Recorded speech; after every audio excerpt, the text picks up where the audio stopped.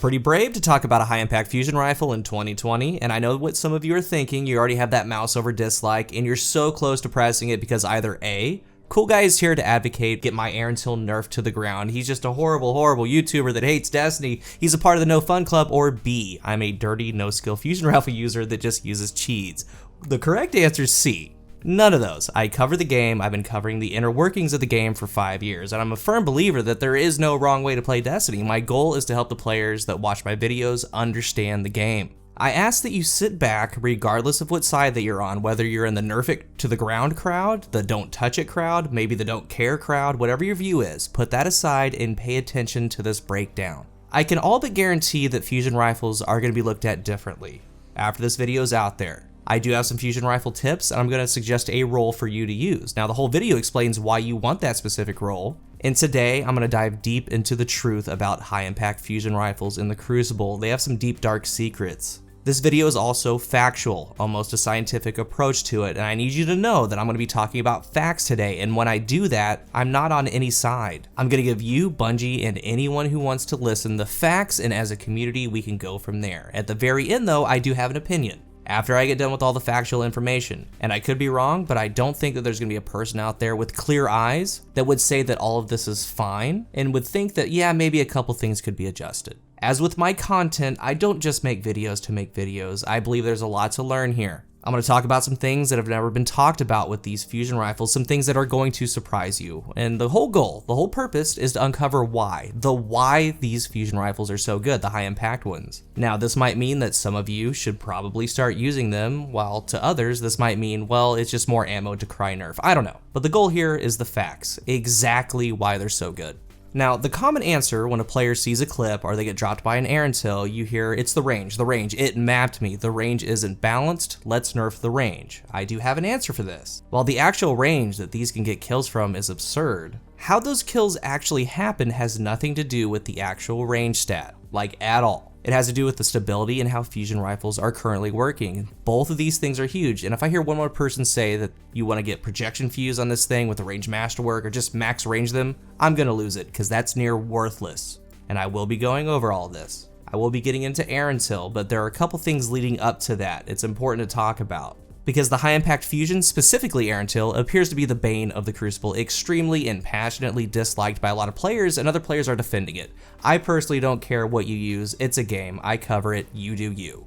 I use all different types of weapons, and sure, I use my favorite ones more than others. I do cover them all though, I understand them all. I could have made this video a little bit earlier, but I didn't have the time. But in the end, I just cover the game. I cover all the weapons, and it's kind of a good thing because I don't get burnt out. I put a lot of time and effort into my reviews, and when I'm using a weapon, sometimes it takes a week, and then I go on to the next one. Maybe it's an AR, maybe it's a scout, so it stays fresh for me. Like straight up, look at my year 3 PvP weapon usage. Just getting content and gameplay for videos. So I decided to use Erentil the other night. I haven't used it in a very, very long time because I know what it does. I wanted to make this video about it. I had a 51 kill game, 40 kill games, 45 kill games. All the clips that you're seeing are from a couple nights using Erentil, and I posted some of these clips on Twitter. Now these clips got some messages, and in-game players sent messages. There was a whole lot of messages, more than this, talking about the range, how I'm the problem with the Crucible for using it, and so on. After that 50 kill game, that 51 kill game, I get the message, crutch, LOL. So as far as a crutch, like I said, I use a little bit of everything in the Crucible, and of course, I use what I like the most. I use Ace of Spades on console. Nobody does that. So in my case, hand cannons. I've noticed no matter what, no one's ever happy with what you use. You see 22,000 hand cannon kills, and then the argument is, well, the dude just crutches Ace. He just crutches dad rifles or whatever, or maybe he just crutches the spare rations, whatever it is. Someone will find a way, always. My fault, I guess, is that I use my primary weapon too much. So people see fusions and immediately get triggered by them. They say mean things to other people, and honestly, be better than that. Stuff like that needs to stop, it's foolish. There are infinite ways to play Destiny 2 and Destiny 1. Attacking individuals for how they choose to play is very small. Shaming other players generates a toxic community. There's no wrong way to play Destiny. Your 60 bucks isn't worth more than mine, and my 60 bucks isn't worth more than yours. It's a game. We're all on the same team here, so to start, Erentil rose up when special weapons got put back in the main slots. Shotgun, snipers, fusions, shotgunning, one-hit kills, blah blah blah. Specifically the backup plan Erentil. Because one-hit kills are something Destiny players just straight up desire. So what better way to shut down a shotgun rusher Then a backup plan fusion rifle. It's peanut butter and jelly. You instantly bring it out, it stops the rush. That's just kind of how it all went down. So a small section on my personal view here. Here's something I've noticed through the years of playing Destiny Crucible. You're seeing it in the background currently. The majority of players do everything in their power to not get into a duel with you. That's just kind of how the game has always been. Everything in their power to not get into a primary engagement.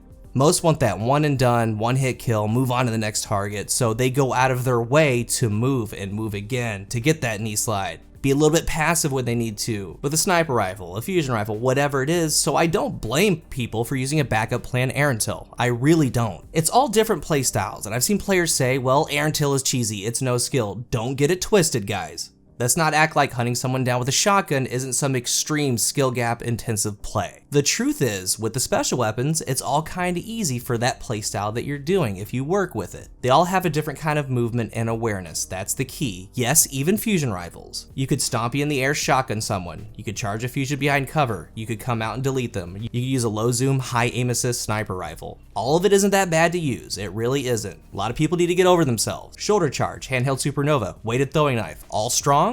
All kinda easy to use. You could try to justify it, but that's where I feel the truth really is. It's all kinda easy to do when you start working with it and that's your playstyle. And players are always gonna gravitate to the top options. And with those top options, you could put an Erentil in someone's hands and they wouldn't do well with it. The same with the shotgun, the same with the spare rations, all of it. It's all different playstyles. And more than the weapons themselves, I've noticed that more than anything, players hate other playstyles more than anything if it's not their own. The true difference about all these special weapon playstyles, shotgun, fusion, sniper, whatever it is, isn't the lethal potential of the weapon the player's using. The true difference is how you approach the player using the different playstyles. That's for a different time, that's a different video. But like I said, I use them all, I rotate them out. You can do well with any of them, and you can do well with all of them. And again, you need to realize just because you put a shotgun or an Erentil in someone's hands, that doesn't mean they're gonna do well with it. But back to it, let's get back to the facts. It was important to go through that because it's leading up to this video. The first thing about why these high impact fusions are so good or so strong starts here. On the screen is all the weapon types. The percentage shown is how much the damage goes up from archetype that's just below the high impact one. Then that is to the high impact version of the weapon. So you would take a scout rifle. Precision frame like Oxygen does 55 to the head. High impact like Jade Rabbit does 68 to the head. So jumping from precision to high impact. The top two archetypes for damage. The bullet does 23.6% more damage going to the high impact. And yes, we all know that there's rate of fire, there's different things, but we're just talking about pure damage.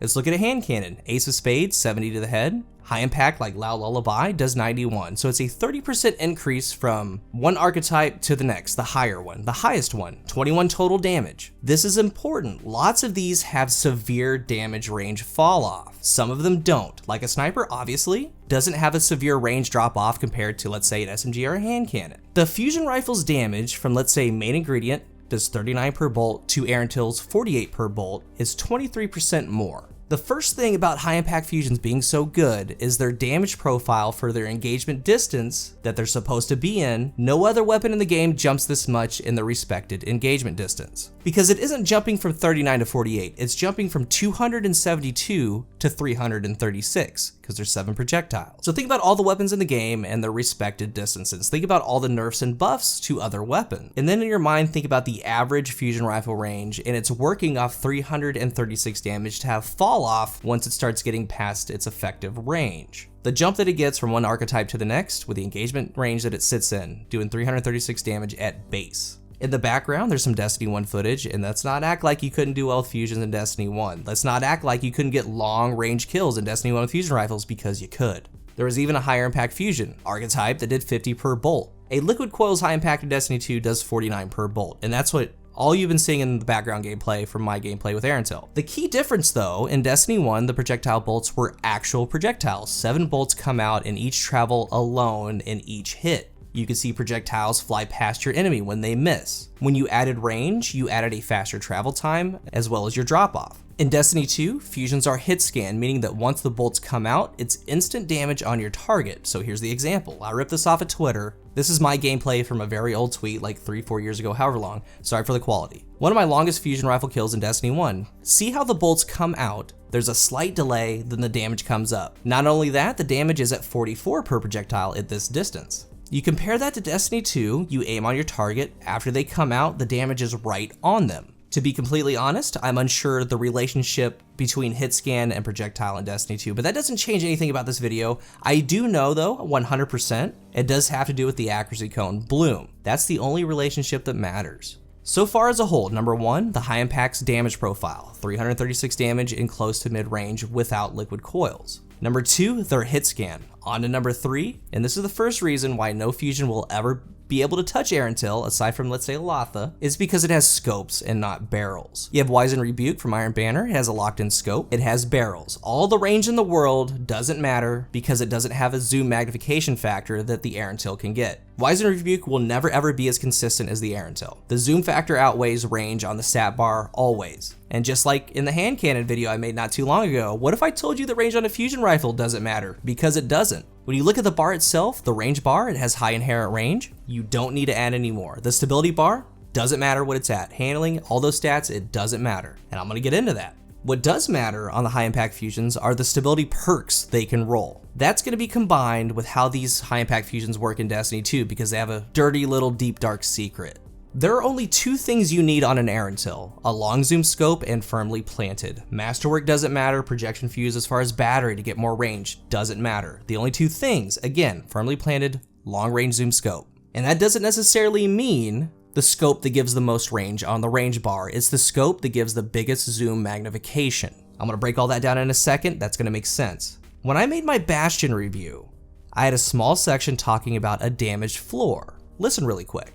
But a side note, something to know, even though it loses its aim assist, even though it's way outside of its effective range, at extreme distances, it has a fall off floor, meaning that if a slug lands, it will do 10 damage always, no matter the distance. So maybe you land 2, 3, or 4, that could be 30, 40, 50, or more damage. I don't recommend that, but that's there for you to know.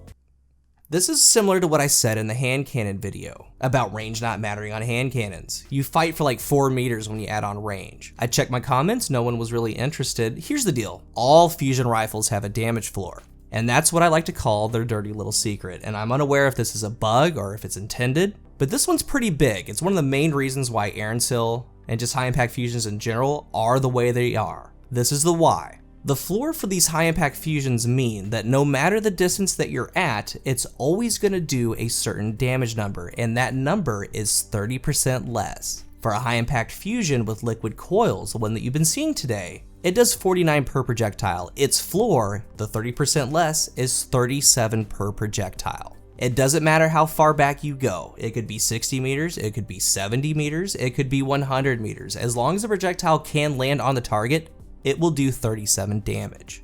So let's break that down further. At a certain point, you hit fall off. You always do 49 per bolt, you back up a little bit, it's gonna do 44. Eventually, you're gonna see a 37. And again, this is with liquid coils. At 30 meters, it's gonna have some fall off. At 40 plus, you'll start seeing that floor of 37. And here's the thing about 37s. 37s are a total of 259 damage for all 7 projectiles. This means at 50 meters, like right here, as long as you can land 37s, it's over. And I do believe that some of these, not all of them, actually round to 38 damage because there is damage rounding. So when you put it all together, we have this floor, right? When you add a range of masterwork, a projection fuse, yeah, instead of at 30 meters you hit fall off, you're gonna start doing it at 35, 36 meters. 6 meters in game isn't anything. And since you know that any distance it does 37 damage, aside from the already high inherent range that these have, adding more range is negligible. We then have a zoom magnification. This is greater than anything a barrel or battery could ever give. And lastly, with those 2 things, firmly planted.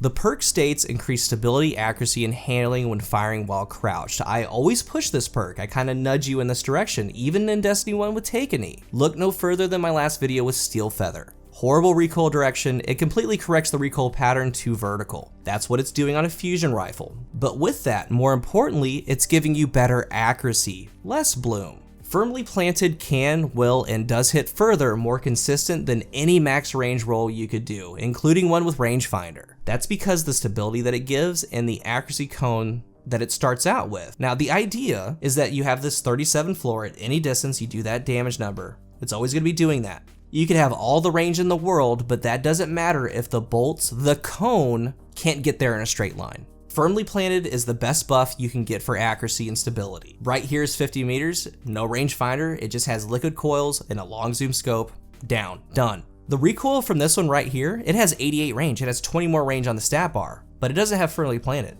It won't even land a projectile. You could say, well, the more range equals the more aim assist. Not here, not with these. It's the stability perks combined with the 37 projectile floor. There is under pressure, but the buffs that you get are nowhere near firmly planted. You pretty much have to be on the final bullet, 1 bullet left, and firmly planted just does that all the time. And firmly planted just surpasses it with the stability buff and the accuracy that it gives.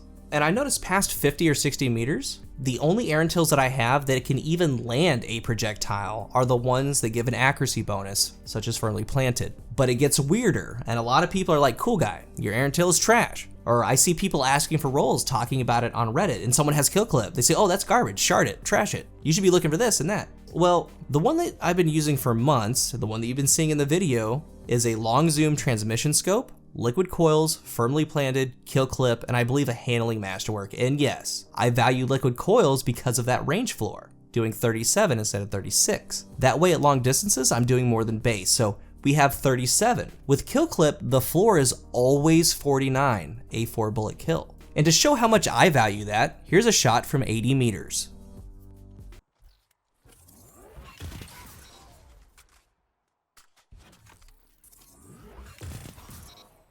It can even get tags at 100 meters.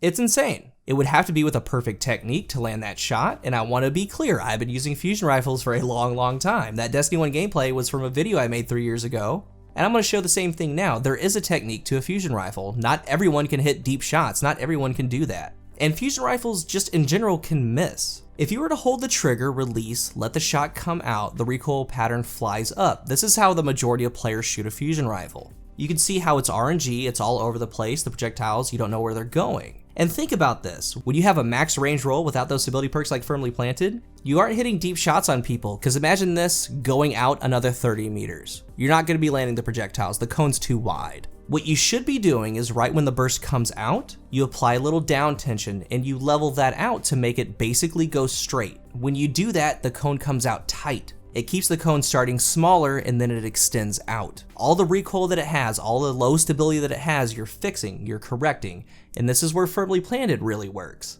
Again, there's 0 range perks, 0 stability perks. Firmly planted does all the work. All that crazy spread, it's mostly gone, just vertical recoil.